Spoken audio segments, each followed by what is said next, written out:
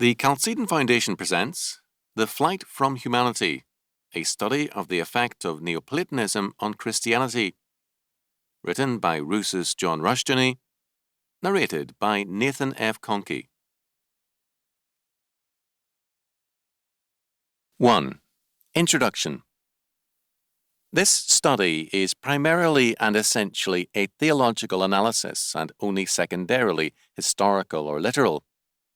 A theological study is an analysis of a particular area of faith and life in terms of the inscriptured Word of God. While such study must also be intellectually and exegetically sound, it must be related to the reality of the battlefield of human thought and action. A theological study is thus also an act of intellectual exorcism, an attempt to cast out the evil spirits of some kind of heretical, debilitating thoughts which is enfeebling and crippling the life of man and our understanding of the Word of God. This point is important. Attention is given in this study to Michael Wigglesworth as an example of a particular expression of a faith which is defective and unbiblical. For some, Michael Wigglesworth, a Puritan pastor and poet, now known mainly to scholars, is an irrelevant figure. This is not true. He is very much with us, both in the churches and in the rebel youth of our time, hippies and others. If to others it seems as though I am unfairly striking at a long-dead man, Michael Wigglesworth, I must add that this is not true. I am aiming at the living. For a Christian, the lives of, quote, the saints, end quote, are sometimes painful reading. Intelligence and faith are sometimes wedded to the most ludicrous practices and to ideas alien to biblical religion. Thus, Palladius saw the goal of Christian living as release from this world and the flesh. Quote, all those who love Christ make haste to be joined to God through these virtuous acts, each day preparing for the release of the soul. End quote. It was considered a virtue in Isidore the Elder, guest master of the Church of Alexandria, that, quote, up to the very end of his life he wore no fine linen except for a headband. He neither bathed nor ate meat. End quote. When, after a very hot journey, Jovinus washed his tired feet and hands in very cold water and then stretched out to rest, the quote-unquote holy Melania rebuked him. Quote, Melania approached him like a wise mother approaching her own son, and she scoffed at his weakness, saying, how can a warm-blooded young man like you dare to pamper your flesh that way? Do you not know that this is the source of much harm? Look, I am 60 years old, and neither my feet nor my face nor any of my members except for the tips of my fingers has touched water, although I am afflicted with many ailments and my doctors urge me.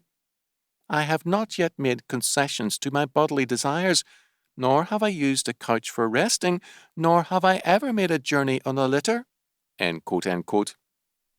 We learn nothing about biblical holiness from Melania, although we do begin to realize what, quote, the odor of sanctity, end quote, could have meant. Quote unquote, killing the body, short of suicide, was a common practice, for the body was treated as an enemy. When a Theban ascetic, Dorotheus, was asked, what are you doing, Father, killing your body in such heat? He answered, it kills me, I will kill it. Suicidal self-mortification was called sanctification. The body, the flesh, was the enemy of sanctification, and it had to be whipped, rolled on thorns, and abused in order to enhance quote-unquote spirituality. We are told of Ammonius that, quote, he never pampered his flesh when desire rose up in revolt, but he heated an iron in the fire and applied it to his limbs so that he became ulcerated all over. According to Scripture, it was not man's flesh that fell into sin, but the whole man. The doctrine of total depravity means that the extent of the fall is total, that every aspect of man's being is tainted by sin, and that the root of it is in the quote-unquote heart of man, in his mind, nature, and being. To seek refuge in the spirit to escape from the flesh is to seek sanctity in the capital of sin, for it was and is man's desire to be his God, to be his own God, determining good and evil for himself, which is the essence of original sin. Genesis 3:5. The ascetic quest thus took refuge in sin, from sin. It flew from the suburbs of temptation into the central city of sin, and was then bewildered to find the enemy there. Under the guise of humility, this ascetic quest manifested an arrogant and fearful pride. In the name of being beyond material considerations, the ascetics and hermits despised duly constituted authorities for no other reason than they were authorities. Thus, quote, the blessed Nathaniel, end quote, refused to show courtesy to, quote, 7 holy bishops, end quote, who visited him. Quote, the deacons told him, you are committing an arrogant act, Father, not escorting the bishops forth. But he said, I am dead both to my sovereign bishops and to the whole world. I have an intention which is hidden, and God knows my heart, why I do not escort them forth. End quote. This hidden intention was the sin of Adam, to be as God, to transcend creatureliness with all its limitations and become more than a man.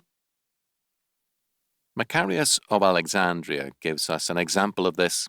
Quote, here is another example of his asceticism. He decided to be above the need for sleep, and he claimed that he did not go under a roof for 20 days in order to conquer sleep. He was burned by the heat of the sun and was drawn up with the cold at night. And he also said, if I had not gone into the house and obtained the advantage of some sleep, my brain would have shriveled up for good. I conquered to the extent I was able, but I gave in to the extent my nature required sleep. Early one morning, when he was sitting in his cell, a gnat stung him on the foot. Feeling the pain, he killed it with his hands, and it was gorged with his blood. He accused himself of acting out of revenge, and he condemned himself to sit naked in the marsh of Sete, out in the great desert, for a period of 6 months. Here the mosquitoes lacerate even the hides of the wild swine, just as wasps do. Soon he was bitten all over his body, and he became so swollen that some thought he had elephantiasis.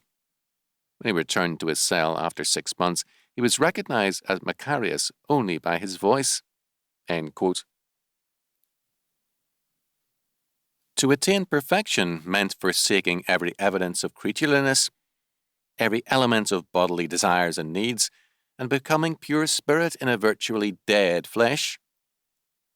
This, on a few occasions, meant actual castration, a common pagan practice, but it was at all times a form of psychic castration. The goal was to be, like the Greek and Stoic conception of God, passionless. The monk Diocles explained that, quote, desire was beast-like, but anger was demon-like, end quote. The fact that Christ was more than once angry was not considered. The goal was to have no feelings about anything material or fleshly. Serapion, who never wore more than a loincloth, once shamed a young virgin who felt that she had attained a high state of passionless living. Quote, he said, where do you travel? And she said, to God.